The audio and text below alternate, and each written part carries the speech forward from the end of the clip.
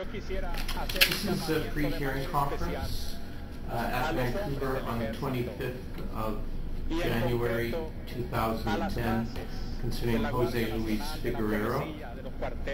My name is Mark Tesler. We do have an interpreter present, but he's going to be on standby, and that's Mr. Kian. The Minister's representative, Sandra Turan.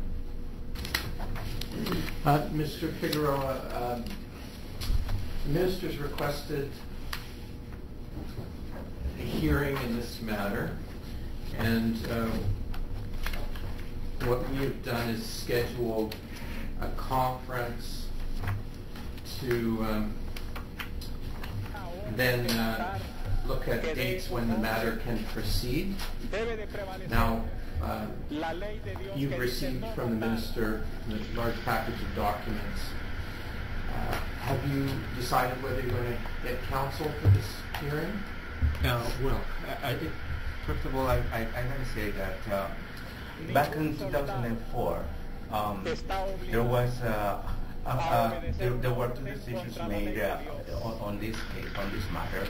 There was the pre-assessment removal risk assessment. Risk assessment. That was one thing, and we already had presented an application for a section on humanitarian grounds back on 2004, and on July 12, 2004. We were informed of both decisions.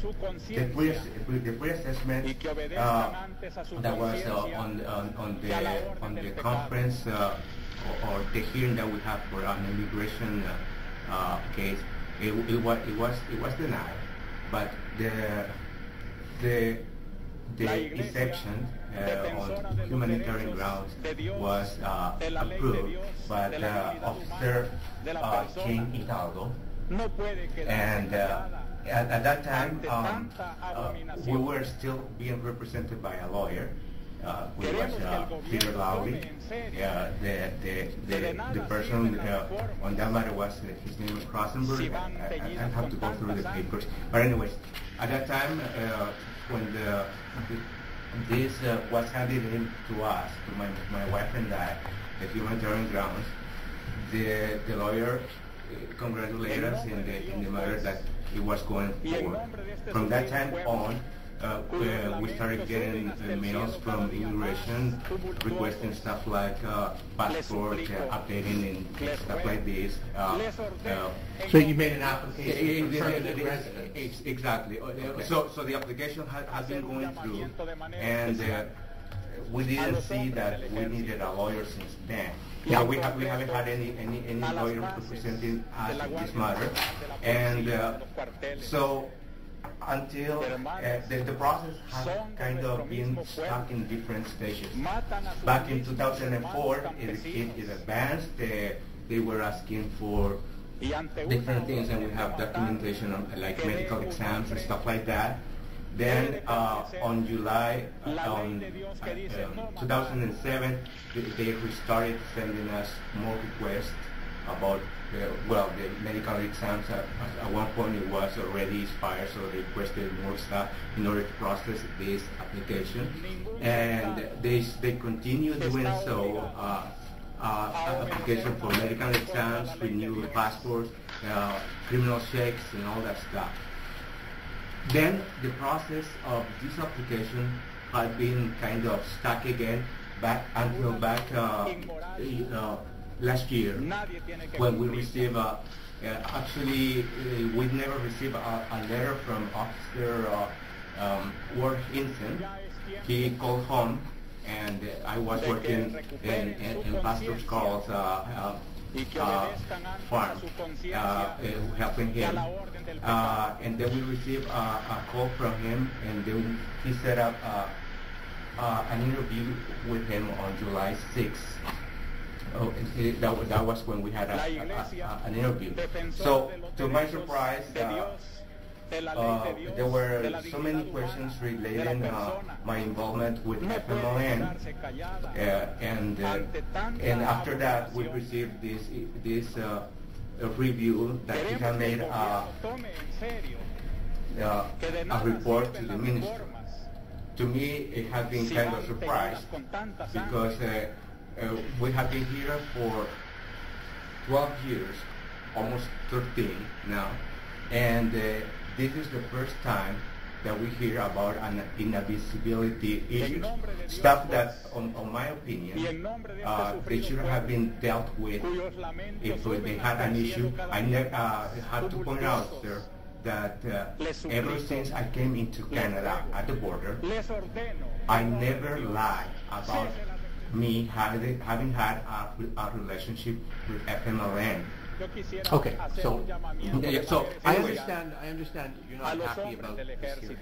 But no, it's not that, no, sir. It's not that I am not happy. My concern is that there have been many years, and there's an issue that had come up that never came up before, and that's one of the main things that I'm saying. And this is, I'm telling you that since 2004, we didn't think about having a representative of a lawyer.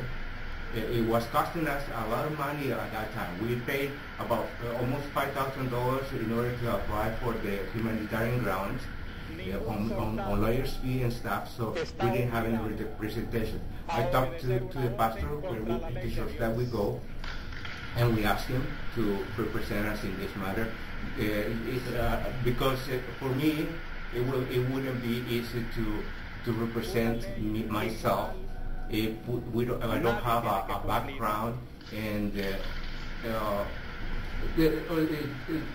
put it this way, my ideas about how the things have been going. Okay? It seems to me, sir, is that in Sir, your name, sir, is Carl Keller. Carl Keller. I'm the pastor of K-E-L-L-E-R? K-E-L-L-E-R, Carl with K. And the letter in May, in 2004, indicated that in 9 months, this process would be complete as long as you provide these issues. So he provided those issues, except one, in that he had, excuse me, he had to wait until his wife, being pregnant, was not allowed to have an X-ray according to the doctors. And so he wrote them back and said as soon as that the birth takes place, he would, and an X-ray would be allowed. That would be. Otherwise, all the information was done. What happened for those 9 months? Yeah. Well, everybody who applies for permanent residence has to go through a screening process. Part of the screening process is security screening. Yes. At some point along the way, obviously it's been recent, the minister has decided that, in the minister's opinion, Mr. Figueroa is inadmissible on security grounds. So that brings the application for permanent residence to a halt until this issue is decided. Okay. And it's not decided by an immigration officer, it's decided at a hearing. Yes. And this is that hearing. Okay. So the hearing is going to take place. Sure. The issues now that we're looking at is when it's going to take place and whether Mr. Figueroa is going to have counsel to represent him. And as well, if you look at the first package of documents, and you see it starts with, it says Volume 1. Can you find Volume 1 there? Volume 1, yes. Okay, so if you turn to page 3. You mean the page 3 or? Page 3. Tab, it's a tab. That's the report. Tab 3, page 3. That's the report from the. Yeah, that's the report. Now, if you read the report, it says. So this is the allegation. Mm-hmm. So the minister is alleging that you're a foreign national who's inadmissible on security grounds for being a member of an organization that there are reasonable grounds to believe has engaged or will engage in acts referred to in paragraph 34.1c, namely engaging in terrorism. Now, it's the next paragraph that I think you need to look at. It says, the matter referred to in subsection 1 Yeah. do not constitute inadmissibility in respect of a permanent resident or foreign national who satisfies the minister that their presence in Canada would not be detrimental to the national interest. Yes.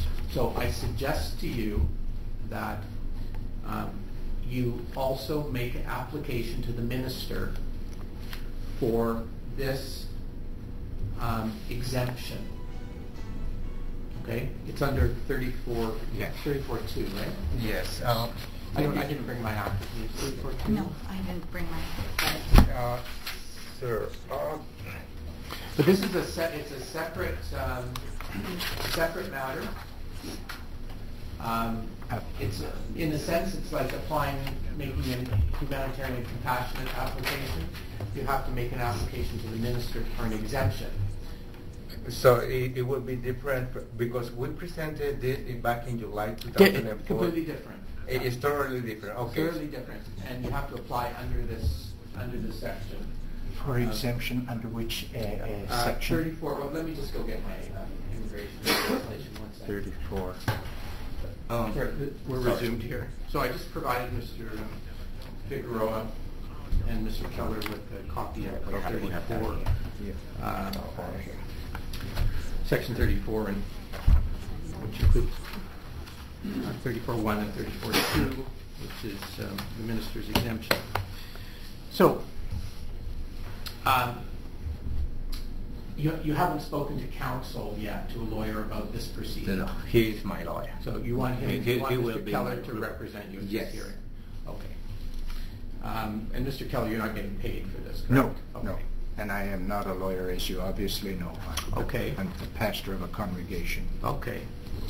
So it never hurts in these proceedings either to speak to somebody, to speak to a lawyer in advance, just so you can get an idea of how the proceeding will go ahead, and maybe to get a bit of advice. And you can often get that for free, you know. But in any case, Does that mean we would go to legal aid? you can call legal aid and see whether they'll assist. You could also call Mr. Larley and see if he could even just speak to you Continue on this matter. Yeah, if you could just speak to him for a short while about it. Just some ideas about how to get some legal advice. So in any case, the way this works, it's like a little trial. Mm-hmm. So the minister has the burden of establishing that the allegation is true. The standard of proof is not very high. It's a standard called reasonable grounds to believe. So the minister has to establish the facts to that standard. So the minister is going to be presenting, obviously, this evidence, and it's been provided in advance to Mr. Figueroa, and also to this tribunal. The hearing can follow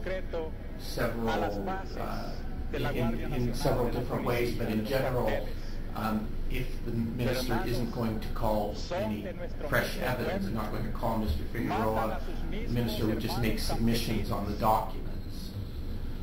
Do you have any intentions with respect to your evidence? You're going to be calling witnesses? I don't believe I'm going to be calling Mr. Figueroa at this time. So you think it is be relying on your documents? That's correct. Well, So, with regards with this, because we received all of these documents, and in enough point, like there are kids involved in this, and there is the interest are in being or would be affected by a decision of the minister, and we don't see on this document referring to some conditions. Like my son, he was diagnosed with autism back in 2002. Since then, my wife have been working with him. Like I've been the only one providing for the family, and my wife has been taking care of him and at school. And we don't see much information about that. okay, so Mr. Figueroa, Yes. this is absolutely not a hearing regarding humanitarian and compassionate grounds to allow you to remain. It's simply, the hearing simply concerns establishing the report. The facts in the report. Okay. So the hearing's going to cover whether you're a foreign national, and whether you were a member of an organization that there are reasonable grounds to believe has engaged or will engage in terrorism.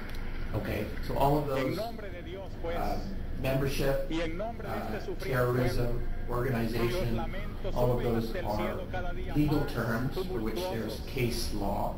The minister has to establish that all of those facts in your case fit into legal definitions of those of the language in the allegation. Yes. And then the member makes a decision. So your life in Canada, your family life, your work life, all of that's irrelevant for this proceeding. Okay. Now you can use as part of your application to the minister. So that he can for the exemption. Yeah, for the exemption, yes. Okay. And I think it's very important. I think that for that exemption application, you may really want to get a lawyer to assist you to prepare that application. Okay. If you're not going to use a lawyer for this proceeding, but at least for the exemption application, because it's going to be they're going to write a letter to the minister. Yes. Okay, so it's going to contain information. So you want to get the right information before the minister. Yeah, because referring to the report, like analyzing this, Mr. Ward Hinson, he makes so many statements, as for instance, that myself, I am a foreign national who has not been authorized to enter into Canada. And back on May 2004, actually we arrived to the border with Canada, and we were provided 1997. Yeah, sorry, back in 1997 when we arrived into Canada, we got to the border. We made the application for the refugee claim that we made there. Then we were returned back to the States, where we stayed for some days until May 6th. On May 6th, they issue a document that authorized us to enter into Canada for further examination.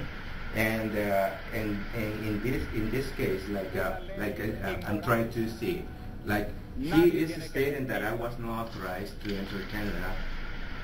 There are documents that indicate that yes, we were authorized to enter Canada. Well, I'm sure for that issue, the minister will have a response. Okay. So I don't want to get into issues of substance here today.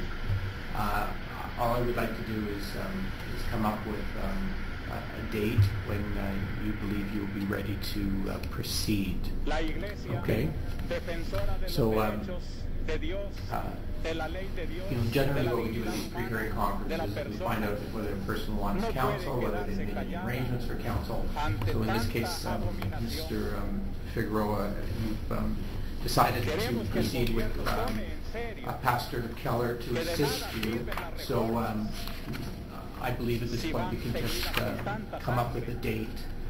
It'll have to be sometime in March after the Olympics, because we're not doing any of these kinds of hearings during the month of February. Okay. So yes, we are very interested into getting into this as fast as we can. Yeah. Because we have been here for we've been here since a long time. Yes. Okay, you said you said that to get this information for the exemption, that takes a long time. No, the actual decision of the minister tends to take a long time. Okay. Yeah, so What is the time frame for? I can't really tell you. I just know that you should get the application started as soon as you can. So Should we wait for an answer from the minister before we have the hearing? well, I can tell you that the minister will contest that That application? That application. So in general, we don't give adjournments to wait for that application. However, I have seen decisions, and I've made some decisions myself, granting an adjournment, but the circumstances have been very, very specific, very particular. Again, I suggest that you go speak to legal counsel about this, just so that you understand a little better the framework. If you want to make an application for an adjournment, then we can do that. We can hear that at the opening of the hearing, and the member will consider it. But again, I suggest that the minister will oppose that application. So let's take a recess here and come up with a date to open the hearing. Just so that before we take a recess, the minister has made the disclosure mostly what he will be relying on. However, there's going to be one more set of documents that are going to come, and that's just case law, and that'll be made available to all parties well in advance. Okay. So. Okay, this matter is resumed. So this hearing is scheduled for the 22nd of March, which is a Monday, at 9 a.m. And we'll set aside the whole day for it, so 9 to 4, and we'll try and get it completed on that day. If anything changes, if you find you want to have counsel, you should advise the Immigration Division and Ms. Turan as soon as possible, so that if a date needs to be changed to accommodate counsel, something like that, just let us know as soon as you can, okay? But otherwise, we'll expect the matter to proceed on the 22nd of March. Okay, great. Okay, this conference is concluded. Thank you.